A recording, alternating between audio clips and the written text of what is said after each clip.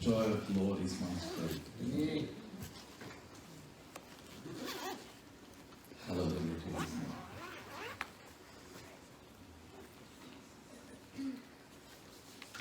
May I request you to open your Bible and see this verse from the Gospel according to Matthew, chapter 7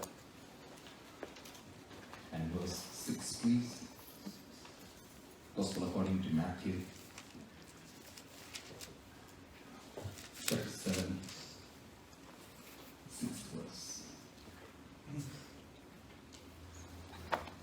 Awesome. This is what NKJV says. Do not give what is holy to the dogs, do not cast your pearls before swine, lest they trample them under their feet and turn and tear you in pieces. Wonderful verse, isn't it? I was trying to search this verse somewhere else in other Gospels, and I found this verse is found only in the Gospel according to Matthew. And that made me ponder on this verse more and more. What is Jesus meaning to say? But then I'm sure you will realize that He is helping us to understand how much we need to give importance to wisdom. And we need to be wise enough to know where to share the wisdom and where not to share the wisdom. And that surprises me a bit, and also helps me to think a lot. Okay, so am I not supposed to speak the wisdom everywhere, if in case I am given opportunity or not? But still, I need to be wise enough to select my words, to select what am I sharing, what am I speaking, with respect to the people, the audience to whom I am speaking. Not everything is to be spoken to everyone. In my simple language, if I want to put it, rephrase it, I would say not everything is spoken to everyone, but I need to be wise in selecting what I am speaking to a person, because the words that you are speaking has life. Amen? Amen. Because you have life in you, and the words that you speak has life, and every word that you speak has value. It has cost. Yeah. And we just cannot take it for granted. And I do not know about you, but this just makes me feel a bit concerned about the words that I speak, about the things that I share, because that can be pretty serious from God's point of view. And when He's using the words that He's using, they are pretty hard, isn't it? Give not that which is holy unto the dogs. That's what He says, to the dogs and swine. Now, you will have to see this verse not from West point of view or New Zealand point of view, but you'll have to see this from East point of view. I know in New Zealand, dogs and pigs are so cute, and they are literally babies. You know, I have seen people calling them their pigs. Did you miss your mama? Did you miss your daddy? And this type of language I have heard, and that amazes me, because I come from East, and for us it has been a different perspective.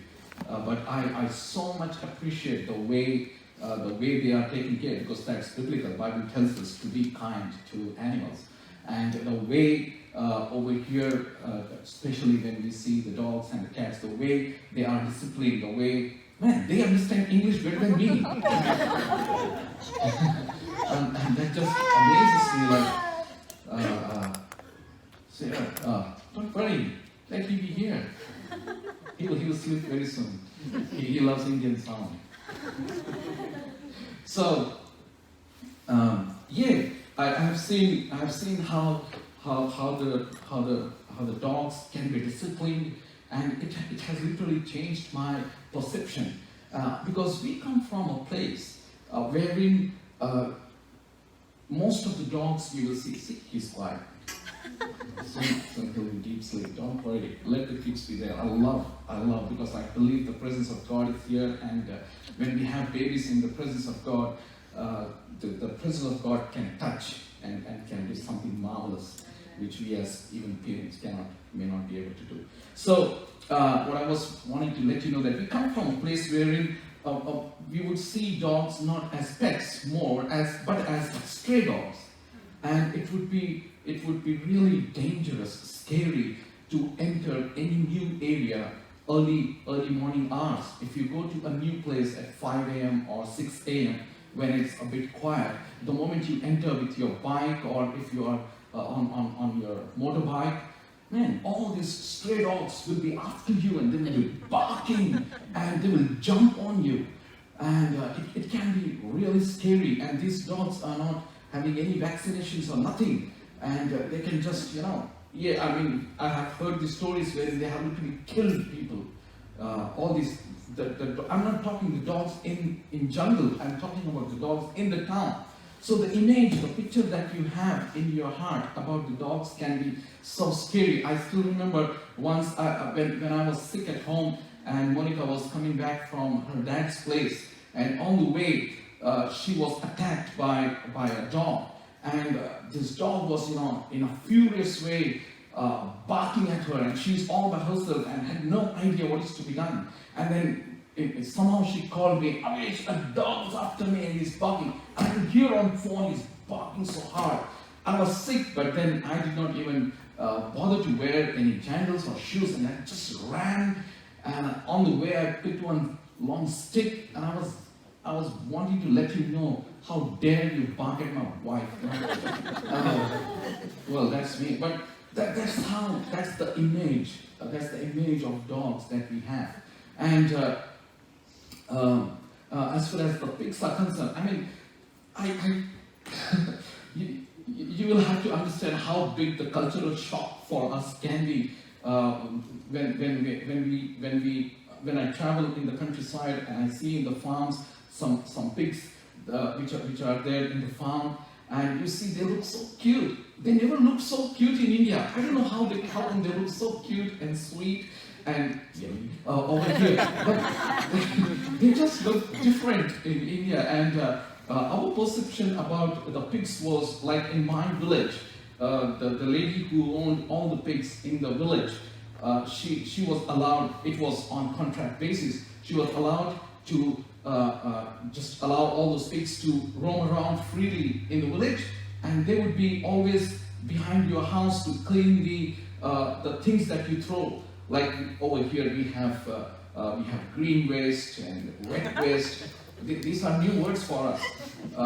Waste is waste, and they don't bother to store it or have it in some bags and then throw it properly. Now most of the people in village, they will just throw through their window, and then pigs take care. So that's the image of pigs for us. So they would be seen as mean animals. And as far as dogs are concerned, they would be seen as dangerous, scary animals who can kill you.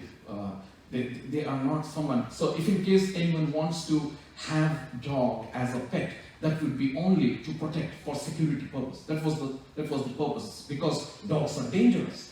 And so the moment any new person sees a dog, he should be scared. So that's how the image of dog was created.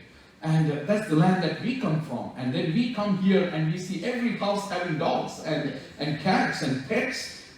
It literally took some time for all four of us to really understand why dogs are in the house. And how can these dogs sit when you ask them to sit? This is strange. Dogs don't do that. But they do here. And so our perception has changed. So when you read this verse, don't see from the New Zealand point of view, wherein you feel like, oh, dogs are babies, they are so cute. Look at them, how they lick you. Oh, they are all over you. No. Look at the dogs from East point of view, from India's point of view. Dogs who are dangerous, scary, someone who can bite you. As a kid, that's what my mom used to say. If in case you are in the town or in the village, because I come from a remote village, so wherein dogs would be all around, and even in Monica's town, you will find lots of dogs all around. So our parents would teach us right from day one, be aware of dogs. If in case you find a dog, don't play with them, don't go close to them, because if they bite you, you will have to take 36 injections. How many injections? 14 injections on your tummy. You have to take 14 injections because these are not vaccinated ones, so they can be poisonous. And literally, because Monica's one of cousin sister was working in hospital, we could know how people who were bitten by dogs would die. Before death, they would be barking like dogs. So no one would be allowed to come near them. Even if the person who is dying is your own son, you cannot go close to them because they themselves have the poison of the dog. And even if they scratch you, the poison just can get into your body. So that's how dangerous dogs are seen. With that picture, read this verse. I'm helping you. Does that help you? Don't speak to the dogs who are cute and sweet. No, don't speak to the dogs who are scary, who are dangerous, who can kill you, who are nasty. Do not give what is holy to the dogs. Does that help you? That is an Indian image. To the dogs? No. To the dogs. Not cast your pearls before swine. Yeah, they will be dirty. They will be literally they will be always in the mud, dust, dirt every time. Lest or else they will trample them under their feet and torn and tear you in pieces. Because we are talking about Eastern dogs.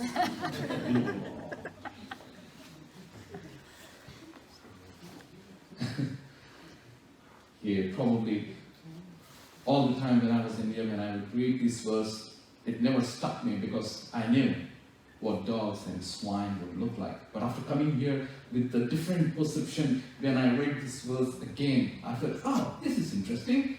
How would a Kiwi person read this verse and he would never feel serious about this? Or if in case he reads, may feel this is dog abuse. You should not talk about dogs in that way. The dogs are so cute. And I thought, oh, okay, let's read this verse today and let's just ponder on this verse today. And so Jesus is very clearly, but then interesting is this is only once this is written. It's not written in other gospel, okay? Matthew is the only gospel wherein he says, do not share the pearls and the diamonds, the holy things and the pearls to the dogs or the swines, because they will trample them. Not only they will trample them, there is a possibility they will turn around and they will attack you. And so I was wondering, what type of dogs and what type of swines is Jesus referring to? Of course, Bible gives us reference of who he is talking about when he speaks about dogs and when he speaks about swines. And when on searching that, when I was searching who is called or who have been named dogs or swines in the Bible, it just brought some wisdom to me, and I wish to share that wisdom with you. Who is he talking about? Because sharing wisdom is a privilege. Sharing wisdom is a privilege. Wisdom can change someone's life. Wisdom can change someone's day. And so if given an opportunity, we would not like to miss any opportunity, because he says, be ready in season and out of season. Be ready if you have an opportunity to speak. But at the same time, we need to be careful if the person whom we are speaking to comes into that category. And that's what I want to help you today. And so, few of the categories that Bible speaks about. The first category, would you mind coming to Deuteronomy? Come to Deuteronomy, the book of Deuteronomy. See chapter 23. Deuteronomy chapter 23. And let's read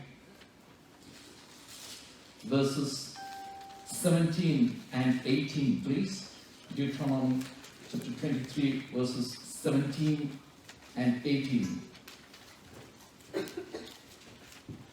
Oh, that's very quick. Oh, thank you so much. So in NKJV, this is what it is written. So this is what it says, Deuteronomy chapter 23, verses 17 and 18. There shall be no ritual harlot of the daughters of Israel, or a perverted one of the sons of Israel. The harlots or the perverted ones of the sons of Israel. You shall not bring the wages of a harlot or the price of a dog to the house of the Lord your God for any vowed offering, for both of these are an abomination to the Lord your God. So the first category that Bible speaks about, wherein he calls them as dogs, he is talking about these two groups.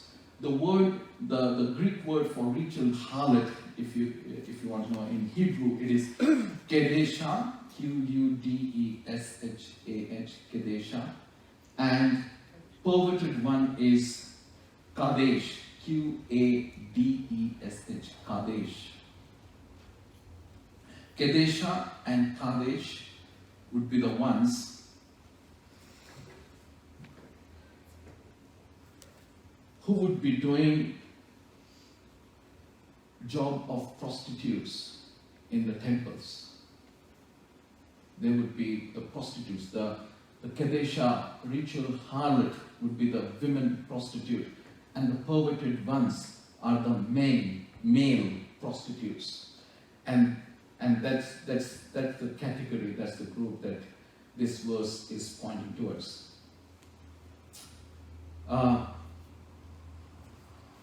So not only in Israel, but in many of the Eastern religions, this was one of the tradition.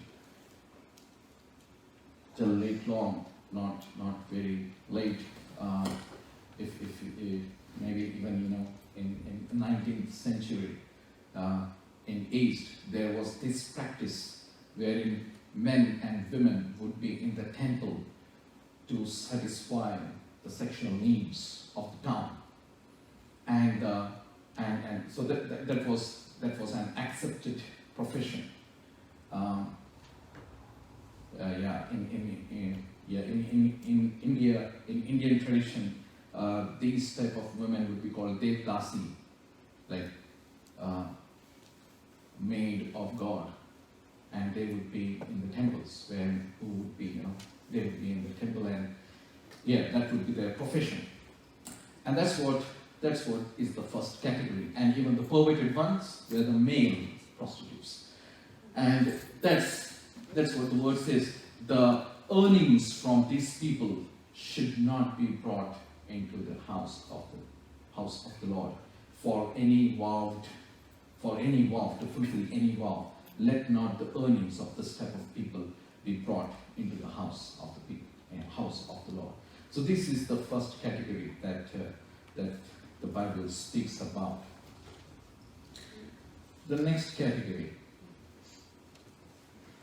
if you can see 1 Samuel chapter 17 verse 43. 1 Samuel chapter 17 verse 43, please.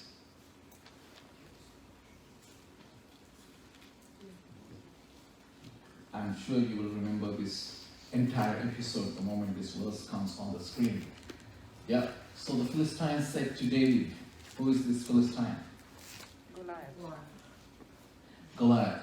Am I a dog that you came to me with sticks? And the Philistine cursed David by his gods.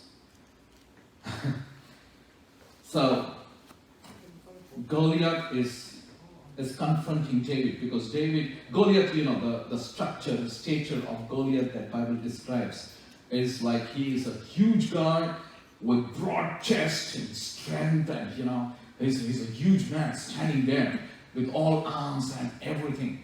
And there comes this young boy with soft pink cheeks that he is standing in front of him. And looking at him, Goliath is using this language. Do you think I'm a dog that you have come with the stick? And then the words that he uses, cursed David by his gods. Actually, this was the part which became the strength of David, although he was young. So when David goes to drop the lunch boxes for his elder brothers who were in army, so their dad has said, okay, these are the lunch boxes, your elder brothers are in army, they are over there at the battlefield, go and drop these lunch boxes to them. So when he is coming to drop these lunch boxes, what he hears is this Goliath, one man, there is whole Israeli army over there, and this one man, he is abusing God, and he is using all mockery language against God. And this young boy, who is so passionately in love with his God, he gets angry that how dare you speak against my God. If you speak against me, it's okay. If you speak against Israel, it's okay. But dare not speak against my God. And that made him furious. He got so angry that he went to King Saul and he said, I will go and fight him. Now this king, he has his whole army there and everyone is scared to fight against Goliath. But this young boy is challenged and he says, how dare he says that? I will go and kill him. And the king is not able to convince him. Hey kid, you are baby now, you are young now. This is not the age to speak this type of language. You take some time to grow, develop your muscles, come back, join army, and then you can do that. But this boy is just after this thing. So it doesn't matter. I don't care. What matters to me is this guy, he is speaking against my God. And that's not fair. I'm going to kill him. Just allow me to go. Finally, he is allowed. And what does he take? To cut short the story, he just had few stones and a sling with him. And he is just playing with the sling with a bag which has few stones. And then he is standing in front of this huge guy. And this guy feels shame. What is this baby boy doing in front of me? And looking at his hand, he is mocking at him and he says, what do you think? Am I a dog that you are carrying a stick in your hand? And then again he did the same thing that had actually ignited David. He started cursing God of David. And the moment he did that, David is again angry. You are talking against my God. How dare you do that? I'm going to kill you now. That was David. Coming back to our topic.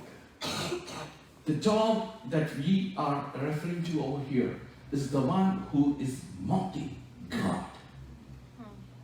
Is mocking God. I don't know if you have come across any such person who can mock Jesus, who can mock your God on your face. And I do not know what would happen to you, whether that's how we say in Indian style, whether your blood will boil. You know, how dare you speak against my God? You know what? You speak against me. It's okay. I'll bear it. You speak against anyone else in front of me. That's fine. But dare not speak against my God. That will be the last sentence you're going to hear from me then. Then it's between you and me. You know? Because your blood is boiling with anger. I'm not trying to encourage you that if you come across any such person, get ready with your fist and tell him what are you feeling. No, what I'm trying to tell you is this is what Jesus has taught. It is better not to speak wisdom there. Give them time. Allow them. Be calm. So that then you speak. Because in that mode, when you speak pearls or holy things to them, they are not going to value it, rather tamper it, and there is a possibility they may punch you. That's the time when we need to be wise, to be quiet. Am I making sense? That's the dog that we are talking about in this passage. Next category. Would you mind coming to Psalm chapter 59, verse 6.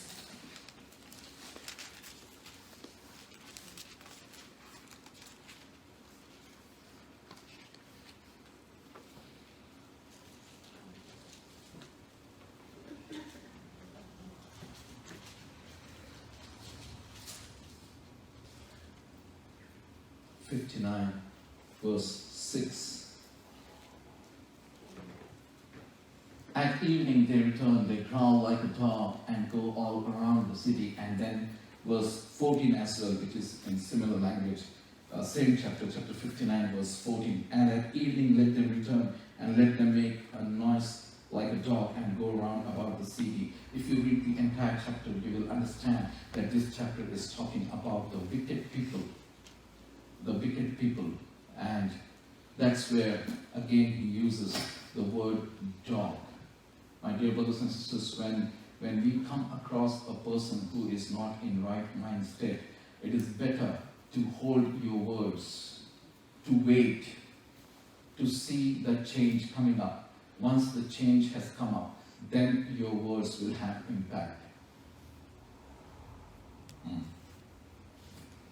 I'm sure you know that if someone is horribly drunk, and if you are trying to teach them some truth facts, are they going to make any impact on them? No. You know that. Someone is full of anger. Probably that is not the right time to speak to them some wisdom. Allow them to calm down. If someone is in a mind frame wherein they are absolutely distressed and not ready to receive anything, not ready to hear anything, probably that's not the right time. We need to be sensitive to see whether we should speak or not. We need to be really, really sensitive.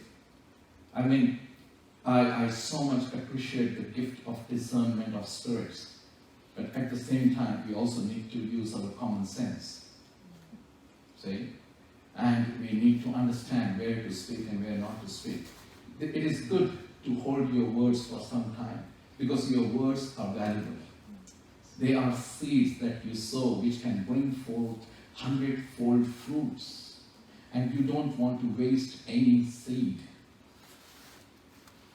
It's better to keep quiet and allow the other person to speak out.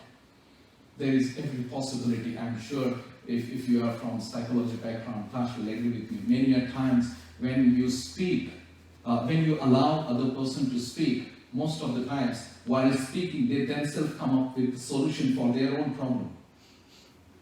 Am I making sense? You know, people when they are allowed to speak, while they are speaking, in their speaking, they themselves come up with different solutions, which we don't have to speak. We just have to assert, we just have to confirm, yeah, you're right.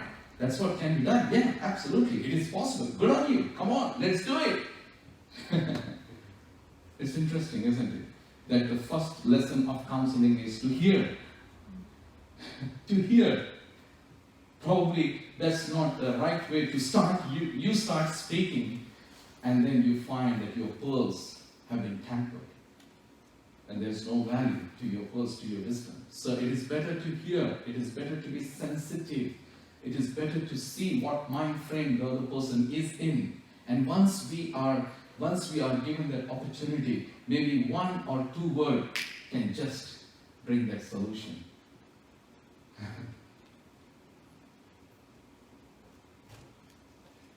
I remember once when I was in prison, I was in prison in the sense of visiting prison.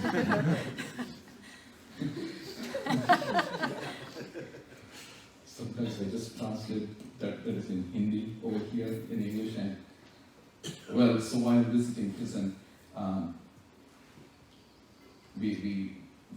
was in the chapel with the chaplain, and all of a sudden we get a call from a unit, and so we understand that this guy he had actually attempted to commit suicide last night, and he had to be taken to the hospital, and then he has come back recently. It was almost about 10 a.m. when he was brought back from the hospital. And so the moment he was brought back, there was a suggestion that someone should be there to whom he can speak to. And so the call came to the chapel that, hey, can someone come down so that he can speak to someone who can come from chapel. So me and chaplain, we both were there, and so the chaplain said, Avish, we have a job, let's go. And I had no idea where are we going, because chaplain has spoken on phone, so I have no idea what is going on. So, but I'm like, I respect him so much. I said, come on. I said, yeah, follow him wherever he takes. I know wherever he's going to take, that will be good. So we both reached to this unit, and we are waiting in the interview room, and there comes this guy, and so he sits on the opposite side, and he starts telling us what is going on.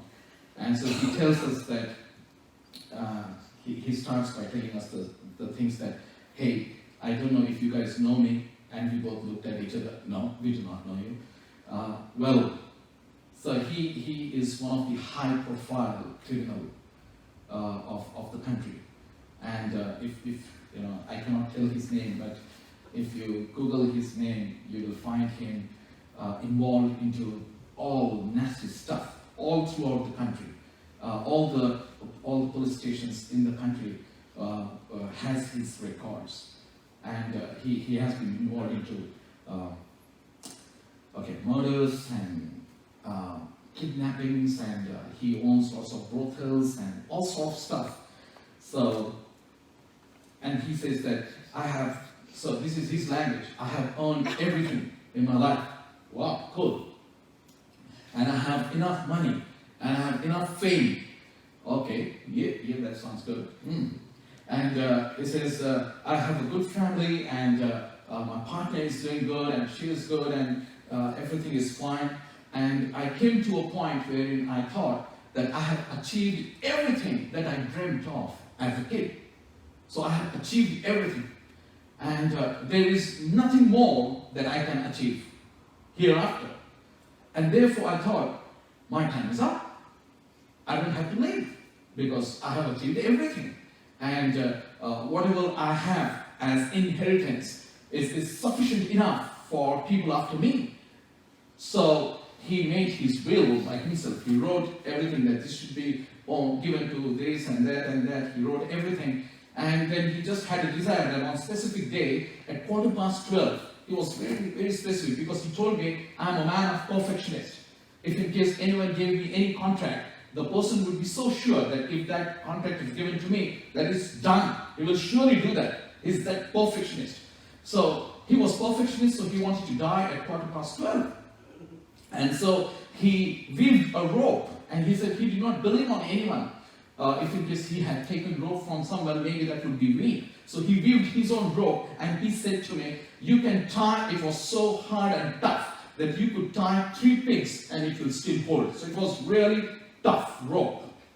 Anyways, so he prepares everything, ties it to the roof, and he is on the chair with his wristwatch, waiting for 12:15, because he wants to do it on time. And so the moment it's 12:15, he just removed the chair. And once the chair is removed, he knew, because it was intentional, he knew what's going to happen. And he was telling, I knew that my neck was squeezed, and I knew what is going on. And I knew that gradually things were choking up, and I could sense, and I knew what was happening. And next moment, I saw it was black, absolutely black. And I just knew. So, anyways, absolutely black, fine. That was 12:15, okay? Next thing that happens is sharp half past 1. So, I'll tell you why 1:30. At 1:30, all of a sudden, he senses that his cheek is sore. He is lying on the ground, and he realizes that his cheek is sore. And he feels like, oh man, it's so sore. Anyways, he opens his eyes, and he looks around, and he feels, I think I have seen this place before. Man, even after death, the things look like cell. How's this? The next moment, he realizes, no, I'm still in the cell. Oh no, what am I doing here? I was supposed to be dead. And so he looks at his wristwatch, and it was 1:30. So it must have been right from 12:15 to 1:30. He is unconscious on the ground. And he gets up, and first thing he does is he sees himself in the mirror. And the moment he sees himself in the mirror, he's scared because his face is swollen, it's green, and it's dangerous. He gets so scared that he starts banging the door. 1:30, boom, boom, boom. Correction officers come. They see what's going on. They immediately pick man because they see the rope. So he looks at the rope and he sees the rope, and a big question mark comes into his mind because this rope is broken. But the way it is broken doesn't feel like it has broken because of the stress. No. It seems that this has broken as if someone has cut it. And he is like the big question mark. He is being carried on the stretcher and he is taken to the hospital, and lots of tests are going on and everything is being given to his body. And he's just lying in the hospital with this question mark. What has gone wrong? I knew this rope was strong. I knew I should have died. What went wrong? How come that rope was broken? Who broke that rope? Who cut that rope? What is going on? This is not fair. This is not fair. Anyways, in morning, he grabs one of the nurses who is, moving around. He grabs her hand. He says, would you mind telling me what's happening? And, because her hand is held tight, she says, well, all the report says that you were actually dead. There was no blood circulation or oxygen supply to your brain for a few seconds or minutes. And we are just trying to check out what was going on. But reports say that there was time span when there was no blood supply. There was time span when there was no oxygen supply. So in our language, you should have been dead, either in coma or dead. And then the size of the question mark again increases. Anyways, he comes with that question to the prison, and here we are, and he is looking up to us. Tell me, what is going on? So chaplain starts counseling him and telling him about the love of God and telling him about, he was just trying to speak to him to calm him down. And then chaplain looks up to me and he says, Avish, what would you like to say? And I'm like, me? Okay. I do not know. I really do not know where these thoughts came into my heart, but I just happened to say to him, hey, you know what? You name that you have lived your life. That's good. You name that you have achieved everything that you wanted to achieve in your life. That's good. You name that you wanted to end your life. That's good. And you know what? You did that. So, this chapter of your book, this chapter, this book of your life, you closed it. And that's fine. That's absolutely fine. You closed it. And the moment you closed it, then God came into your cell. He cut the rope and said, now your book is closed. A new book begins for me. Amen. And he is trying to tell you, you lived your life. Congratulations to that. You finished it. But now this new life is for him. Every breath that you take, you live for him. As a pastor, as someone who regularly meets people day in and day out, I just spoke that and I had no idea. Oh yeah. Now God, now your life begins for God.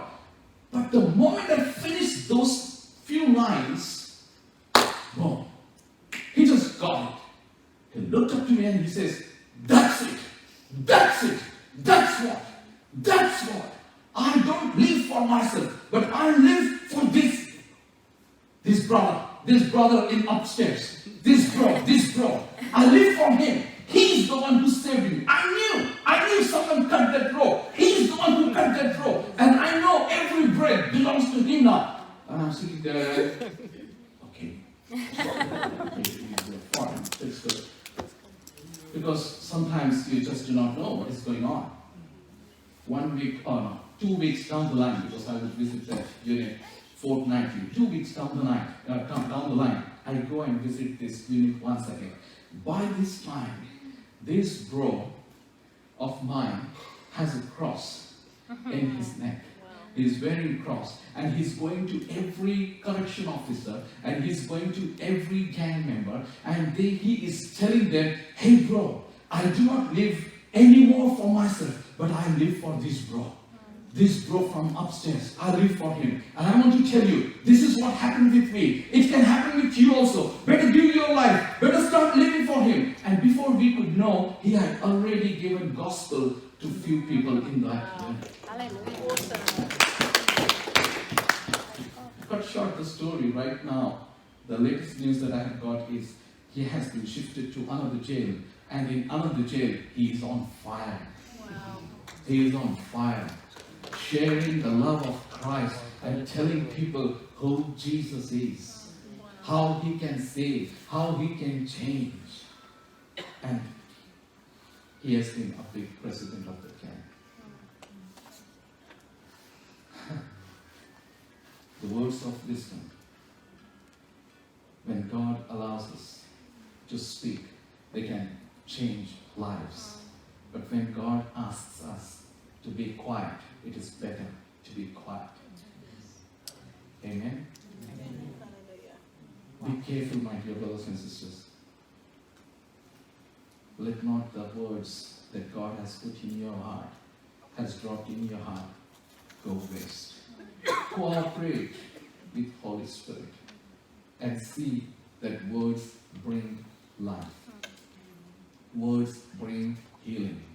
Words bring reconciliation. Words bring deliverance. Words bring joy. Amen? Amen. Let's close our eyes.